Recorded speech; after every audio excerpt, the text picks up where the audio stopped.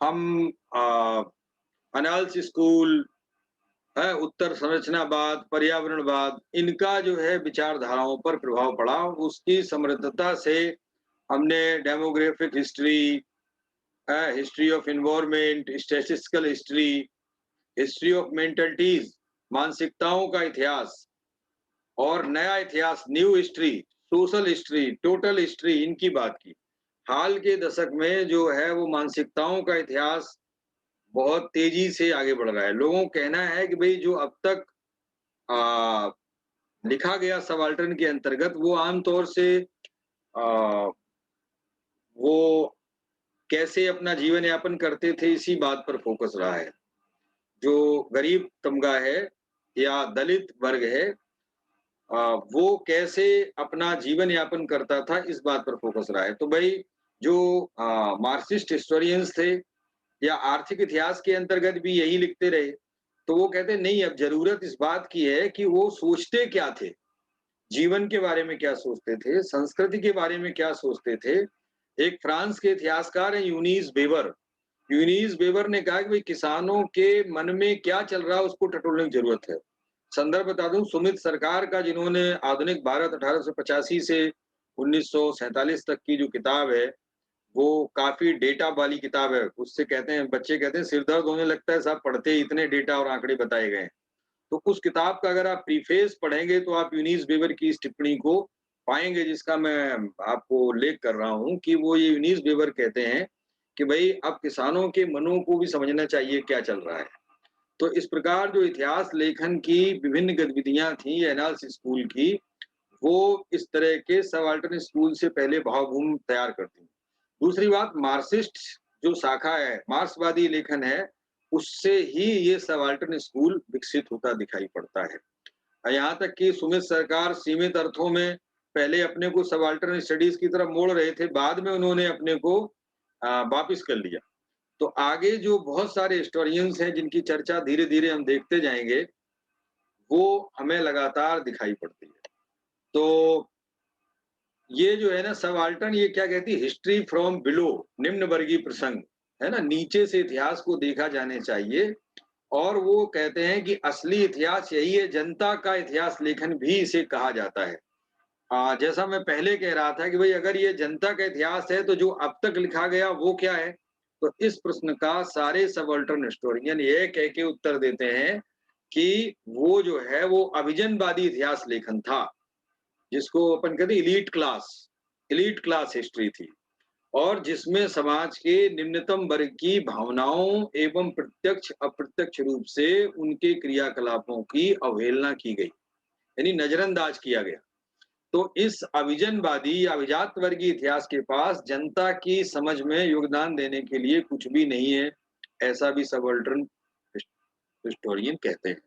अतः आम जनता, उसकी चेतना, विचारधारा, उसके तौर तरीकों को इतिहास के पन्नों में लाना ही सबाल्टर्न जो अप्रोच है या जो स्कूल है उसका प्रमुख लक्ष्य या उद्देश्य रहा है। सबाल्टर्न शब्द, जैसा मैंने पहले बताया, सेना के निचले स्तर के अधिकारी के लिए उपयोग किया जाता था। कालांतर में अर्थ विस्तार पाकर यह शब्द अधीनस्थ या उपाश्रय के अर्थ में रूढ़ होने लगा या समझा जाने लगा, पहचाना जाने लगा।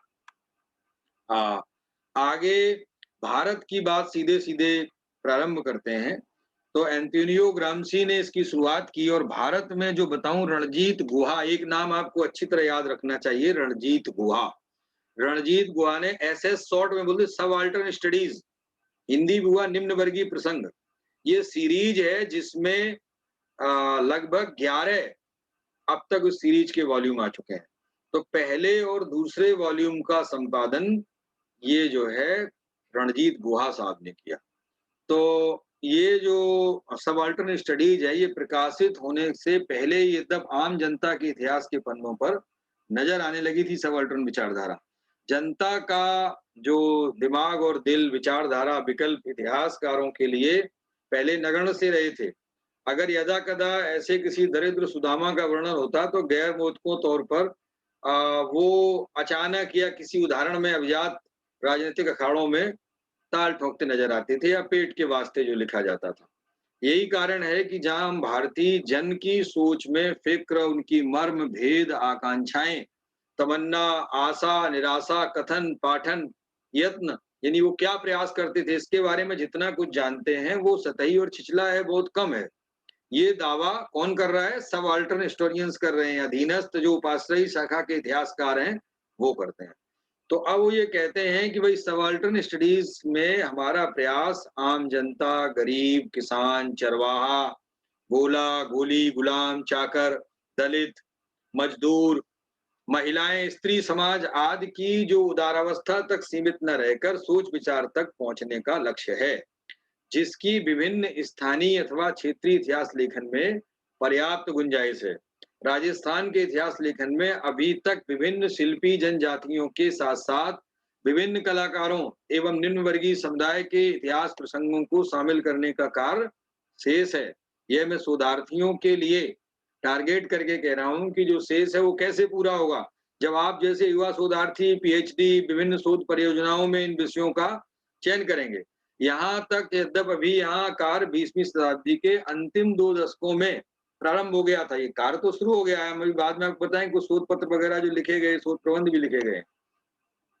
तो ये जो एंटोनियो ग्राम्शी की रचनाओं से सबाल्टर्न शब्द लिया गया है।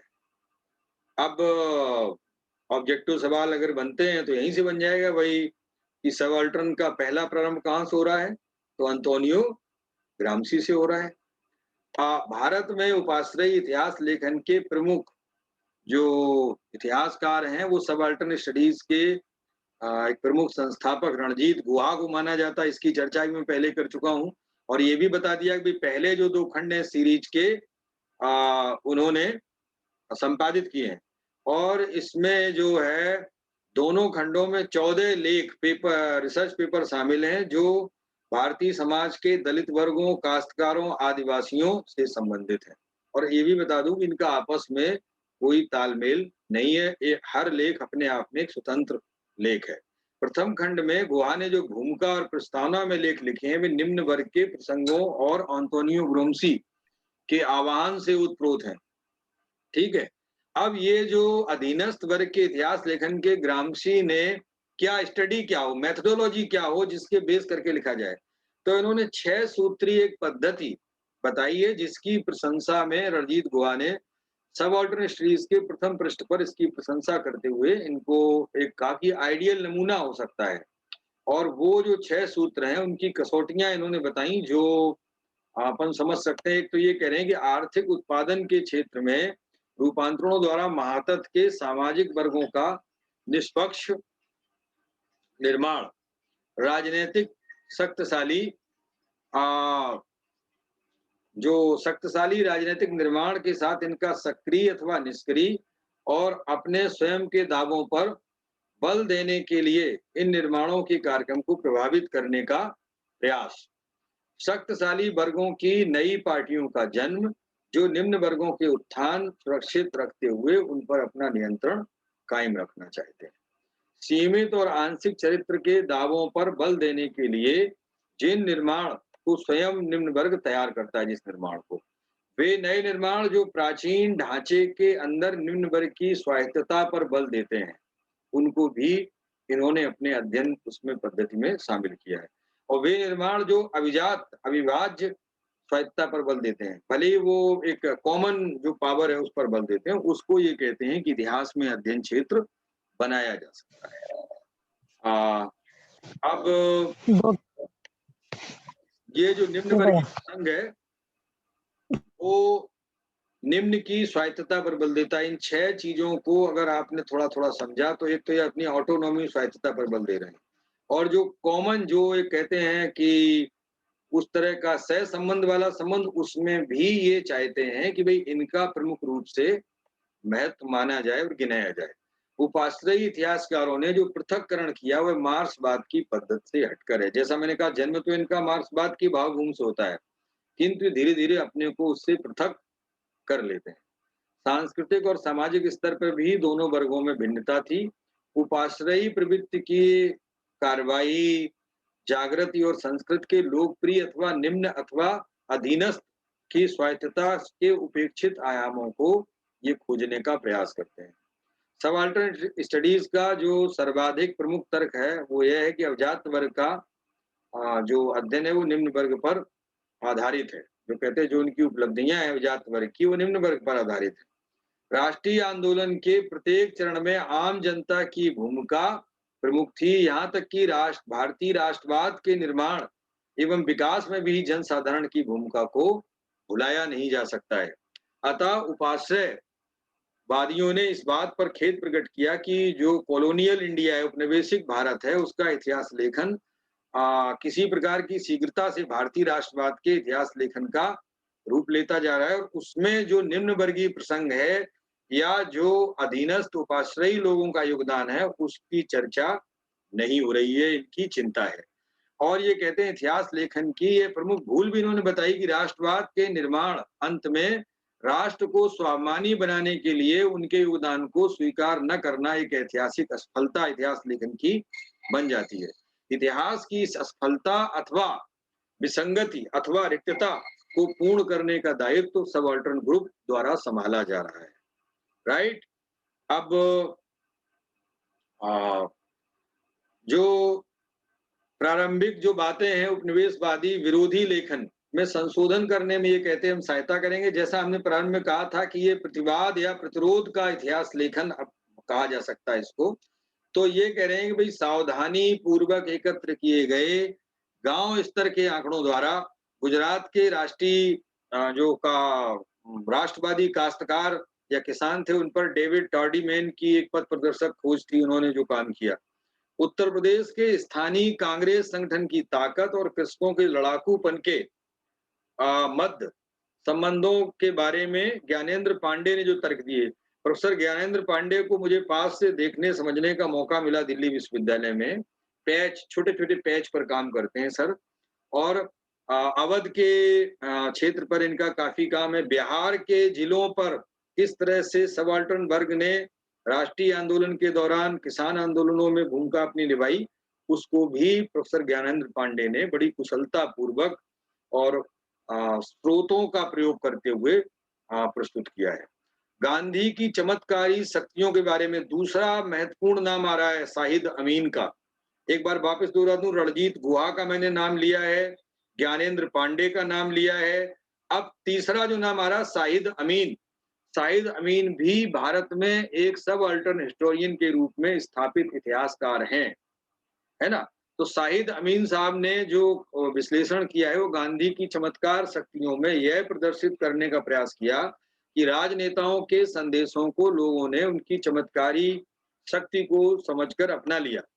इस तथ्य पर शाहिद अमीन ने गांधी एज महात्मा गोरखपुर डिस्ट्रिक्ट ईस्टर्न यूपी का अध्ययन किया 1921-22 में, जिसका प्रकाशन जो सबाल्टर्न स्टडीज सीरीज है ना, जिसके हमने कहा 11 खंड आ चुके हैं, तो उसका तीसरे खंड में ये 1984 में सीरीज आई थी, इसमें विस्तृत प्रकाश डाला गया है। सुमित सरकार यह बताते हैं कि सबाल्टर्न स्टडीज में मुख्यतः राष्ट्रवाद की पुनर्व्यवस्थाओं के अतिरिक्त आदिवासी आंदोलनों, उनकी उपासना की पद्धतियों और बंगाल के श्रमिक इतिहास पर दीपेश चक्रवर्ती ने उत्साहजनक परंतु विवादास्पद लेख शामिल किए गए।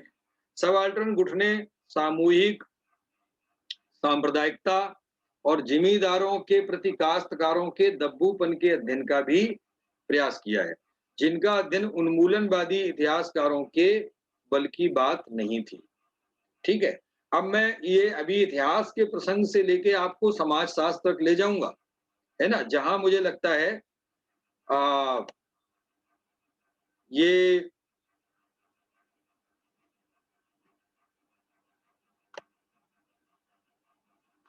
ये जो है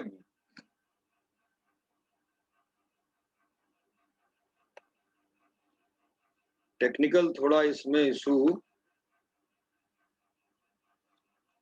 अभी चल रहा है।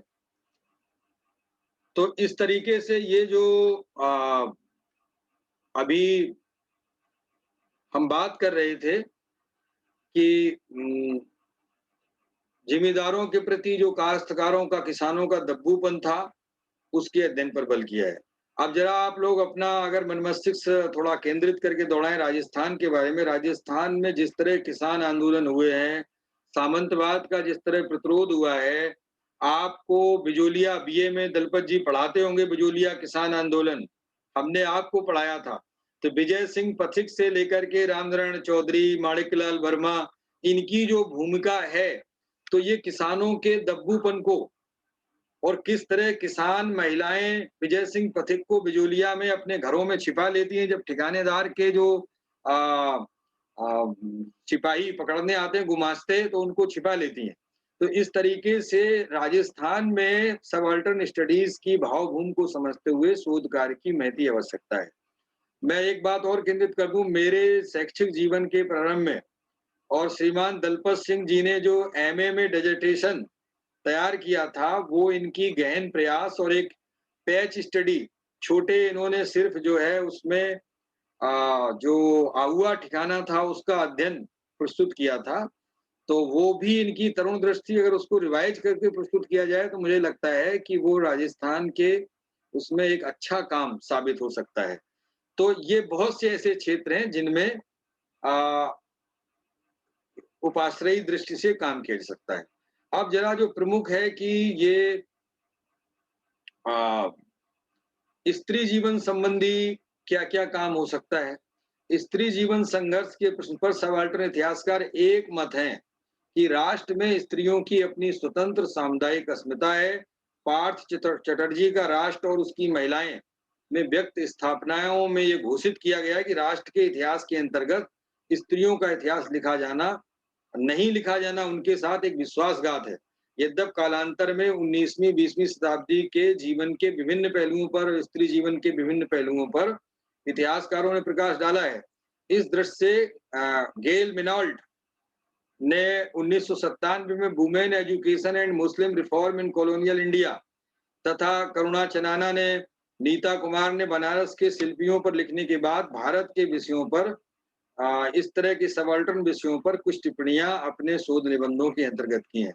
करुणा चनाना ने आजादी के बाद के 4 दशकों में देश की उच्च शिक्षा की विवेचना भूमंडलीकरण के परिप्रेक्ष्य में की और राजस्थान के स्त्री जीवन से संबंधित अनेक महत्वपूर्ण कार्य हुए हैं, जिनमें डॉक्टर संतोष यादव ने 19वीं 20वीं शताब्दी में स्त्रियों की स्थिति, डॉक्टर चंद्रमण सिंह जो जवाहर कला केंद्र जयपुर की डायरेक्टर भी रही हैं, उन्होंने राजस्थान के निर्माण में स्त्रियों का योगदान, ये राजस्थान हिंदी ग्रंथ अकादमी से प्रकाशित किताब है, विषय पर उल्लेखनीय कार्य किया है। स्त्री जीवन या राजस्थान की स्त्रियों की शिक्षा व्यवस्था कैसे चलती थी, इस पर डॉक्टर इरा दास ने अंग्रेजी में किया काम, women education in Rajasthan. Doctor Archana Dwivedi ने पोस्ट डॉक्टरल फेलोशिप के अंतर्गत स्त्री जीवन पर आधुनिक राजस्थान में स्त्री शिक्षा का विकास विषय पर काम किया। यद्यपि इससे पहले इन्होंने राजस्थान का संपूर्ण शैक्षणिक इतिहास लिखा। तो कहने का तात्पर्य यह है कि अभी इसके बावजूद भी इस दिशा में विभिन्न क्षेत्रों एवं रियासतों के व्यष्ट भावी अध्ययन की आवश्यकता से इनकार नहीं किया जा सकता है। हेमलता मेरे साथ जुड़ी हुई, हेमलता का पीएचडी का टॉपिक हाड़ौती क्षेत्र में शिक्षा और उसकी जो उसमें भी इनके शायद स्त्री उसका एक चैप्टर होगा। तो ये भी एक अध्ययन उस तरह से इनकी दृष्टि ये मजबूत होनी चाहिए कि जो दबी कुचले वर्ग महिलाएं, ग्रामीण महिलाएं हैं, इनके काल में इनका, क्योंकि समय मुझे लगता है शायद 20वीं शताब्दी तक है, काफी लंबा समय है। तो उस समय में महिलाओं की अध्ययन व्यवस्था क्या थी, कितना उनको मौका मिलता था। तो अब ये तो इसका एक क्षेत्र विस्तार हमने सबाल्टर्न स्टडीज का लिया। अब कुछ प्रमुख सबाल्टर्न इतिहासकारों के नाम सिर्फ एक स्लाइड में आप इसमें देख रहे हैं, जो सामने है स्क्रीन पर। Ranajit Guha, Partha Chatterjee, Gautam Bhadra, David Arnold, Gyanendra Pandey, David Hardiman, Susie Tharu, Gayatri Chakravorty Spivak, Shahid Amin, Sudipta Kaviraj, Gyan Prakash, Sumit सरकार जो बाद में असहमत हुए, रामचंद्र गुहा, अरविंद दास, दीपेश चक्रवर्ती, है ना, इंद्राणी चटर्जी, निरंजना, एन के चंद्रा, ये बहुत सारे नाम हैं जो काम करते रहे। और राजस्थान के इतिहासकारों ने भी सबाल्टर्न मुद्दों को उठाया है और समय समय पे साथ सबाल्टर्न इतिहासकारों की शोध प्रविधियां भी बदलती नहीं। ये भी देखना है कि हर क्षेत्र पर इनकी शोध प्रविधियां बदलती नहीं। अब अगले इनके उपाश्रयी जो अध्ययन है, इनके इतिहास लेखन के कुछ उदाहरण हमने इसमें लिए हैं। तो ज्ञानेंद्र पांडे जैसा हमने कहा, अवध के किसान विद्रोह पर इनका काम था सर का काफी। और ये सबाल्टर्न स्टडीज के पहले ही वॉल्यूम में प्रकाशित है। स्टीफन हेनिंगहैम ने भी एक काम किया। बिहार और उत्तर प्रदेश में 1942 में जो भारत छोड़ो आंदोलन हुआ, उसमें अभिजात वर्गीय राष्ट्रवादी विद्रोह जो था, एक सबाल्टर्न विद्रोह के साथ संयोजित गुम्फित था। ये कहना चाहते हैं कि जिसमें एलीट क्लास जगदीश सिंह, कुंवर सिंह अगर लड़ रहे थे बिहार में, तो उनके साथ सबाल्टर्न लोग भी जुड़े हुए थे। ठीक वही दलपत के भी काम में अगर एमए का इनका, हालांकि उस समय तरुण अध्ययन था कि कुशाल सिंह चंपावत अकेले नहीं लड़ रहा था। कुशाल सिंह चंपावत के साथ बहुत सारे उसके सैनिक और गांव के लोग भी लड़ रहे थे। तो ये सबाल्टर्न स्टडीज की एक दृष्टि है जिसको आगे बढ़ाने का प्रयास किया जाता है। अरविंद दास भी कृषि जो संबंध है जिमीदार और कृषकों के, इनको परिवर्तनों में अभिजात वर्गों द्वारा प्रवर्तित भूमि सुधारों से संबद्ध मानना ये असंगत मानते हैं। ऊपर से कृषि संबंधी परिवर्तनों में दो मुख्य प्रयास, एक तो जिम्मेदारी उन्मूलन और भूदान आंदोलन दृष्टिगोचर हुए। क्योंकि समय अब हमें लगता है थोड़ा सा कम हो रहा है, तो ये अन्य उदाहरणों को हम आगे बढ़ाएंगे। बंगाल विभाजन के समय, असहयोग आंदोलन के समय, ये सब कुछ सुमित सरकार हमें ये जानकारी देते हैं किस तरह उन्होंने काम किया, और ये चतुर्थ वॉल्यूम में इस पे प्रकाशित है। हुमायूं के वनों में जिस तरह लकड़ी का विदोहन हुआ, चिपको आंदोलन प्रारंभ हुआ सुंदरलाल बहुगुणा का, तो उसमें भी चूंकि वनों का विदोहन और वनों पर ब्रिटिश सरकार की जो दृष्टि थी, वो उन वनवासियों के लिए चुनौतीपूर्ण जीवन था, जो वन उपज के आधार पर अपने जीवन को चलाते थे। और जीवन को नहीं, बल्कि वन उनके सांस्कृतिक जीवन का एक अभिन्न हिस्सा था। वन उनकी संस्कृति की जड़ों में था। वृक्षों की जिस तरह राजस्थान में हम कोई चर्चा समयाभाव नहीं करना चाहते हैं, आप अच्छी तरह जानते हैं यहाँ पर अमृता देवी का क्या योगदान था। जो खेजड़ी का वृक्ष है, जो राज वृक्ष घोषित बाद में किया गया, वो किस तरह से चिपको आंदोलन अलग चल रहा था, राजस्थान में एक अलग टाइप का मूवमेंट था जिस पर काम की बहुत अधिक गुंजाइश है। और अभी भी इतिहास के जगत को प्रतीक्षा है कि कोई अच्छा सा काम कोई नया शोधार्थी करके लाएगा। जरा और आगे बढ़े तो उसी तरह के हम इसमें उदाहरण दे रहे हैं राजस्थान के संदर्भ में कि भाई शोध पत्र और शोध प्रबंध प्रकाशित होते रहे। जो इतिहास लेखन पर हुआ उसमें प्रोफेसर विजय कुमार वशिष्ठ का Bhagat movement, a study of cultural transformation of Bhil of southern Rajasthan, ये भगत मूवमेंट की जो किताब है काफी अच्छी है। और ये उन भील समुदाय के सांस्कृतिक संतरण की जानकारी देती है। विभिन्न लोक गीतों के माध्यम से वशिष्ठ सर ने अध्ययन किया है, साथ साथ अभिलेखागारी स्रोतों की भरपूर उसमें उन्होंने प्रयोग किया है। और बड़ी फैक्ट की बात आज ही मैं देख रहा था, संप सभा की स्थापना को लेकर के बहुत सारे इतिहासकार जो बताते हैं कि इसकी स्थापना 1905 1908 के आसपास सिरोही में हुई। वशिष्ठ साहब बाकायदा डॉक्यूमेंट्री प्रूफ के साथ इस तथ्य को नकारते हैं कि नहीं ये और पहले हुई है। तो अभी हम इस विषय पर ज्यादा कुछ नहीं कह सकते हैं। और ये किताब सुधि पब्लिकेशन से उनकी प्रसिद्ध है। प्रोफेसर बीके शर्मा साहब ने आदिवासी एवं किसान आंदोलन पर काम किया है, जो कंपटीशन में पतली सी किताब राजस्थान हिंदी ग्रंथ अकादमी से प्रकाशित है। उसमें भी इसमें काफी जानकारी उपलब्ध है हमारे साथ। अभी जो बहुत सारा है